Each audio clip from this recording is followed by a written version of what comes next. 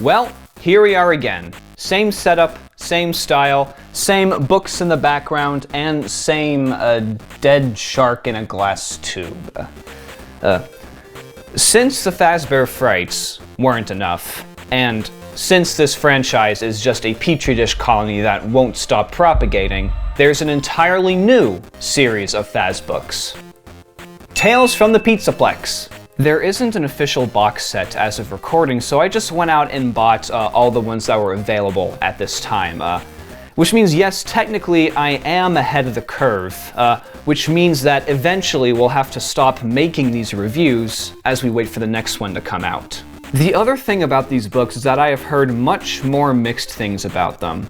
Some of you have said that they're better than the Fazbear Frights. Others say they're about the same, and others say that they're worse. Well, I'll be the judge of that. But before we begin, there's some interesting stuff on the back cover. Firstly, if you're expecting the story roster to be in sequential order, then don't, because they're not. I don't know why they can't just, get it right for publication, but I'm not gonna sue again because I'm still 15 million in the hole from the countersuit that Scholastic filed. I thought my Pizzaplex VHS gameplay would help me out, but no, Fusion and Dawko are the ones who made bank from my game. Dawko, Fusion, you wanna help a friend out? Throw a few Benjamins my way? Also, this. They finally dropped the ball. Well, at least I know what I'm getting myself into. Jessica works in the... Wait a minute. Jessica? We've already had like 3 Jessicas in the Fazbooks. I know you're writing a lot of these things, but can you at least not pick a name that's appeared 3 times before? And don't you dare say they're the same person. I will actually strangle you through my screen. Anyway, Jessica works as a simple janitor at the children's ward of a hospital, but she's secretly shaving off slivers of her pendant and sprinkling it on the patients' bodies, which seems to be accelerating their healing processes. But each treatment seems to affect her in a mysterious, grotesque way. And as her social life at school starts to improve, Jessica begins to question whether she should learn to love and help herself, or continue helping others and kill herself along the way. The moment they said tin can, I knew what was going on. This is the same thing as the Fazbear Frights story, To Be Beautiful. Jessica is a being made entirely out of scrap junk, but her image is preserved and she's being held together by a heart-shaped pendant she wears around her neck that's actually made out of remnant. This time, however, she realized what the Fazfuck was going on and dedicated her remaining days to helping out sick kids in the hospital. Aww. Which of course begs the question, are they connected at all? Is the same pendant that Jessica wears the exact same pendant that Detective Larson received at the end of the Stitch Wraith saga? Was Jessica another one of Eleanor's victims? Is this like a parallel universe where the same exact thing as To Be Beautiful played out, except with a much different outcome? The story doesn't seem to want to give any of these theories credence. It just keeps evoking Jessica's big mistake she made and that she's been trying to make up for it ever since. No mention of Eleanor, no reference to anything else in her past. So was this just trying to be clever? I don't know. Well, the story is fine. Jessica helps people and resists all attempts to be happy herself because she thinks a creature like her doesn't deserve it. Relatable. There's a nice moment where a priest tells her that being a good person means being open to kindness as well as giving it. Speaking of which, I talked about the man from room 1280 skirting around name-dropping God, but this story just went ahead and did it. Transgressions, yay! Jessica goes with some guy to the dance, but when he kisses her, she begins to get wet. And that's because of all the oil and grease that starts dripping down her face. And my God, the speed of which everyone, including the guy who's been a decent person for the whole story, turns against her is just freaking hysterical. And then everything wraps up in like 3 pages where she sacrifices the last of her pendant to save one last child before she eventually dissolves into a pile of junk. So yeah, this was definitely an interesting story to open Tales from the Pizzaplex on. There's nothing seriously wrong with it apart from the rushed ending. Although if you haven't heard of or don't remember To Be Beautiful before this, it's not gonna make much sense. I never said this was a good way to open the new series. Just an interesting one. Next. Newlyweds Selena and Cade move into a new house and everything seems perfect until Selena discovers a ratty old trunk that Cade is acting super secretive about. Upon unlocking it, she releases a ghost from Cade's past that seems to haunt the house and drive her and her husband further and further apart.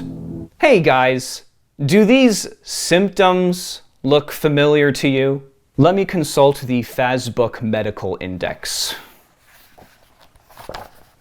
Yes. I haven't seen one of these cases in a long time, but it's irrefutable. A relapse, you might say. The debilitating return of Blackbird Syndrome. In case you forgot, here's a refresher. That's right, folks, we've got another protagonist is haunted by a silent antagonist and only they can see that plays off paranoia and passive menace and eventually drives the protagonist off the deep end kind of story. At least the backstory is kind of interesting. As a kid, Cade went to the Pizzaplex a lot and became possessive of this doll named Lally. He refused to let anyone else play with it. Eventually it's presumed that Lally was stolen, but Cade insists that Lally actually followed him home and started to creep on him until Cade tricked Lally into a trunk and locked him in there, and that's where he's apparently been ever since. There was something going on here. Imagine if the whole thing was in Cade's head and he actually had this like secret obsession over Lally and Selena as our protagonist was the one who had to suffer for it. That would have been interesting. But no, turns out Lally actually is a sentient being, that he actually is creeping around the house and making Selena paranoid, and that he actually did kill the kid that Cade fought with over him when they were children. Ugh, the headache's back. Can't you be subversive? Can't you take a dark spin on these familiar plot lines? Why couldn't Cade and his mother have been in some kind of satanic cult with Lally as their half-baked idol?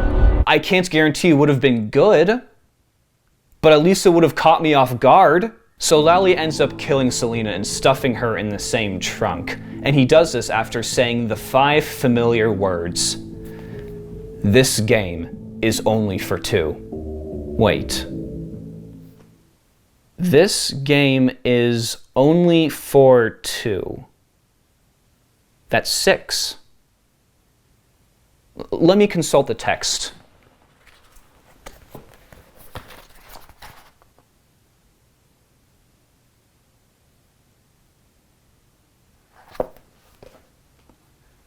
This game is only for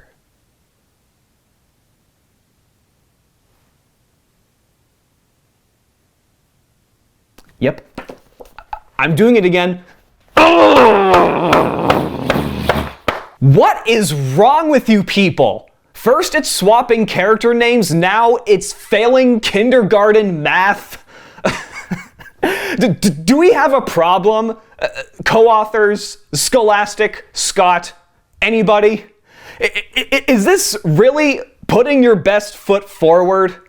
Good grief, just put a Faz bullet directly into my skull! So, I admit I made a pretty serious error in my own Fazbear Fright, Denature of Things.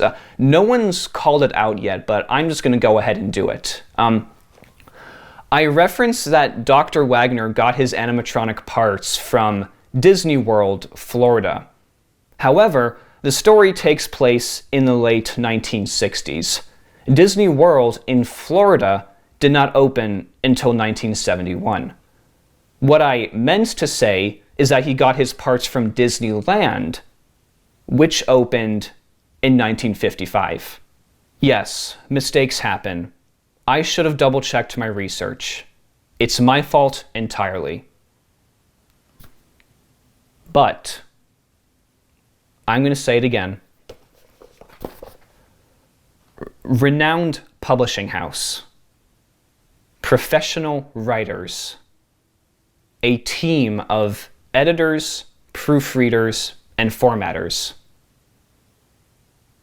And yet, some random dickwad on the internet speed reading to make a review series is finding mistakes in your books that a small child could recognize. Standards matter. I do not give a shit if it does say teen 12 and up on the back. I don't care if it says 2 and up on the back. That doesn't mean you should be making the same mistakes that they would.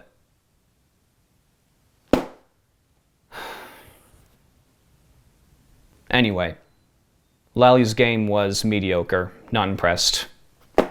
Next.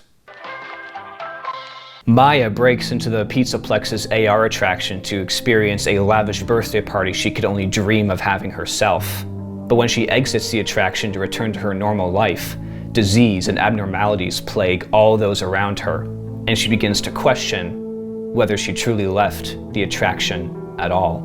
This one was super fucking weird. The setup is pretty familiar. Are you in the simulation or are you not? We've seen that before. But the way which this particular augmented reality plays out, wait for it. Everyone, literally everyone around her, is diagnosed with these aggressive cancers that kill them within weeks. And the world becomes populated by these inert, gelatinous humanoids that do nothing except sit there and asexually reproduce.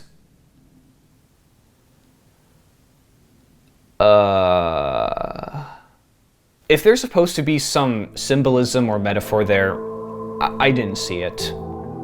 But by contrast, if they truly wanted to come up with the most absurd, traumatic randomness they could, well, mission accomplished. Ladies and gentlemen, we got him. I think it's supposed to be tragic that her entire family plus the world's population is dying of cancer. But actually, no. I don't have to explain it. It's silly and disorienting. And don't even get me started on the jelly people. Granted, I did like the scene where Maya meets her next-door neighbor's newborn child, and it turns out it's actually one of those weird jelly people things, but small, and she's the only one that can see it. That was pretty well done. But other than that, they're just kind of there. They don't say anything, they don't do anything except give birth. Yeah, they're worthless. Alternate reality stories are at least interesting to think about. The story doesn't make clear exactly what happened to Maya. Is she still in the game? Or did the AR technology scramble her brain so much that she's actually wandering around in real life, hallucinating all this random bullshit? Maybe the machine bombarded her with microwaves and turned her into a walking radioactive beacon, and that's why everyone around her is developing cancer and turning into jelly people. That would have been wild. But no, it's likely she's just perpetually stuck in the game. Side note, I'm predicting that the AR machine will be the Tales of the Pizzaplex's equivalent of Fazbear Frights' time-traveling ball pit. I'll just have to keep reading and find out. Under construction was really strange, and that kept the pages turning, but overall it wasn't focused or profound enough to be good. The whole world of augmented reality-related stories, and you went with random cancer events and jelly people. Wait. I nearly forgot. Look at this. Base notes. Base notes. With an E.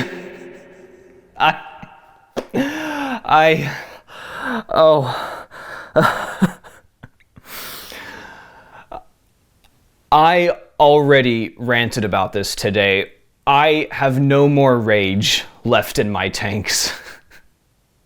So that was Tales from the Pizzaplex #1, and it read just like the Fazbear Frights. The same weirdness, the same technical errors, the same story indecisions. I predict things are just gonna stay the course from here on. With that, I will see you all next time. Wait. Is there an epilogue?